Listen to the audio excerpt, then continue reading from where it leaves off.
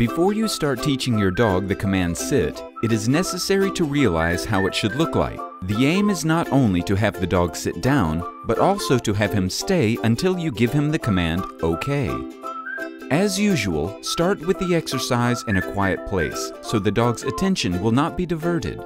Take a treat into your hand and give it to the dog so that he knows that the treat is there and he will focus on it. Then lead the dog with the help of a treat into a position opposite you and reward him again. Then lift your hand up and slightly behind the dog so that he has to tilt his head back in order to observe the hand. In a moment, he will sit down himself. At this time, it is important to reward him and praise him quickly. It is also important that the dog gets the treat when he is sitting.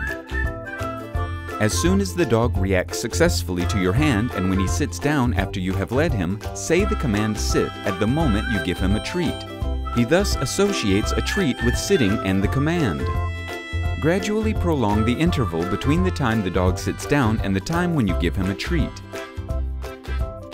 And then also prolong the interval between the treat and the command OK.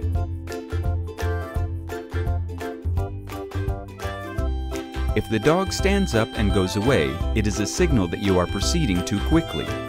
In this case, it is necessary to return to the previous step and teach him more slowly.